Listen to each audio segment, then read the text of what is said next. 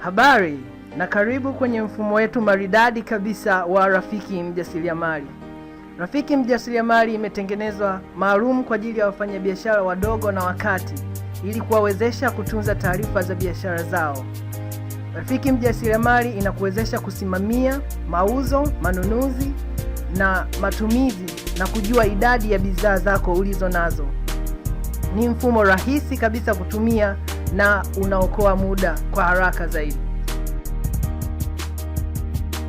Sasa nitakuonesha jinsi ya mfumo wa Rafiki Mjasiriamali unavyofanya kazi. Katika video hii nitatumia mfano wa mauzo ya vifaa vya pikipiki. Ili kuwasha mfumo wako wa Rafiki Mjasiriamali, tafuta shortcut ya Rafiki Mjasiriamali katika desktop yako. Kisha kliki hapo. Ingiza username na password katika mfumo ili uweze kuuanzisha. Username na password vimewekwa ili kutunza kwa usalama taarifa za biashara yako.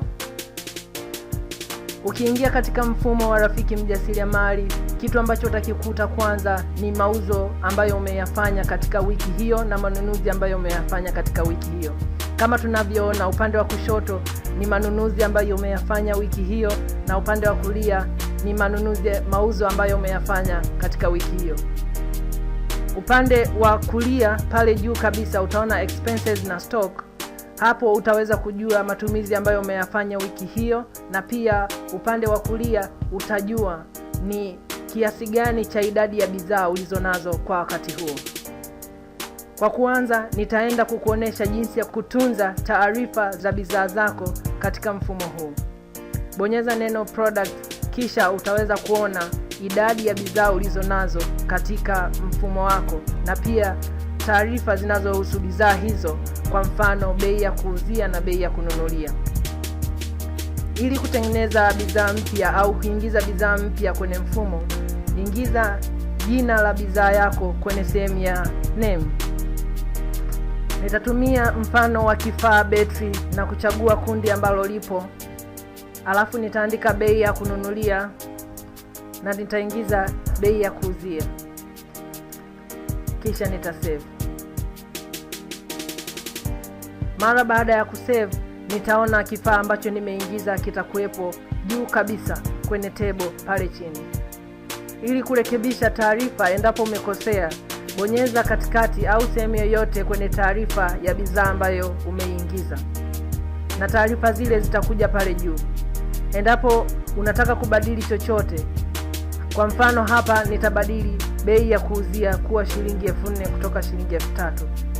Nitabonyeza update ili kubadilisha taarifa za bidhaa ambayo nilikuwa nimeingiza. Tuangalie sasa endapo ile taarifa imebadilika. Nenda upande wa kushoto na tafuta neno bidhaa ambayo umeingiza. Bidhaa ambayo tumeingiza ilikuwa inaitwa betri. Andika herufi chache za mwanzo, kompyuta itatafuta kwenye database. Tumeona taarifa ni kweli zimekuwa zimerekebishika vizuri kabisa kama tunavyoona. Baada ya kujiridhisha tumeingiza taarifa sahihi za bidhaa yetu, tutaelekea kwenye sehemu ya manunuzi. Sehemu ya manunuzi ni sehemu muhimu katika mfumo huu. Ndiyo sehemu ambayo inaingiza bidhaa kwenye store yako. Hivyo basi, tuanze kwa kuingiza bidhaa ambayo tumeitengeneza hivi karibuni. Nitaitafuta ile bidhaa kwa kuandika herufi chache mahali hapa. Inakuja, kisha nitaklik katikati ya jina ya ile bidhaa nimeitaka kuinunua. Nitaingiza kiasi ambacho ninataka kununua. Pia nitachagua tarehe ambayo umenunua hiyo kifaa. Lakini kwa kawaida kompyuta yenyewe inasoma tarehe ya leo, hivyo iko pale. Lakini kama unataka kubadilisha, pia unayo nafasi ya kufanya hivyo. Kisha nitasave. Baada ya kusave, nitaona taarifa ya kifaa ambacho nimenunua imekuja pale juu. Unaweza kuona kwamba kompyuta imeweza kukumbuka bei ya kifaa ambacho nimenunua, ambayo ni hii hapa unaiona. Pia imeweza kuzidisha jumla ya manunuzi yote ambayo tumefanya kwenye kifaa hiki, na tarehe pia imewekwa pale pembeni. Baada ya kuingiza vizuri taarifa ya manunuzi ya kifaa ambacho tumefanya. Hivyo ni wakati sasa wa kuuza kifaa hicho. Ili kuweza kuuza kifaa hicho, utaenda kwenye sales. Na pia hatua ni rahisi kama tulivyofanya kwenye manunuzi. Utaandika herufi chache ya kifaa ambacho umenunua. Na ni kweli kabisa programu yetu imeweza kutambua vifaa ambavyo tumevinunua. Ni hivi hapa. Imeandika jina, pia imeacha nafasi, na kwenye bracket imeweka kiasi cha vifaa ambavyo tulivyo navyo. Nitabonyeza katikati ya jina hilo. Itaweza kuandika na kompyuta imeweza kukumbuka vizuri bei ya kuuza ya kifaa hiki. Nitajaza kiasi ambacho ninataka kuuza. Lakini kompyuta ina uwezo wa kutambua kuwa endapo utaingiza kiasi ambacho hakipo kwenye store, pia iweze kukwambia unataka kuuza kiasi ambacho hakipo. Kwa mfano nitaandika 60, na tunajua wazi kabisa kwenye store tunavyo vifaa 50. Nitabadilisha tarehe pia ya mauzo iende tarehe ya leo. Nitasave. Itaniambia insufficient amount. Kazi nzuri sana programu imefanya.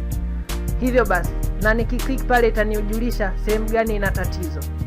Nitaandika kiasi ambacho kweli kipo kwenye store yetu ili niweze kuuza. Nitajaza 30 ili niweze kuuza kifaa hiki. Nitasave. Mara baada ya kusave, kompyuta imenipatia taarifa ya kifaa ambacho nimeuza hivi karibuni juu kabisa kwenye tebo yangu. Kama unavyoona, imeweza kukumbuka vile vile bei ya kuuzia ili ipo hapa, na pia ni kiasi gani nimeuza, na imeweza kuzidisha jumla ya mauzo yote ni kiasi gani. Mara baada ya kutizama hayo, nitaweza kutafuta ili niweze kujua ni kiasi gani cha bidhaa nilizo nazo sasa kwenye store. Nitaandika herufi chache, na pia nitaona sasa betri vimebaki vifaa 20.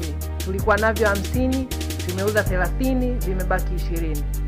Safi kabisa. Baada ya kuona kazi nzuri ambayo programu imefanya, sasa ni wakati wa kwenda kushuhudia ni vitu gani ambavyo tumefanya katika siku ya leo.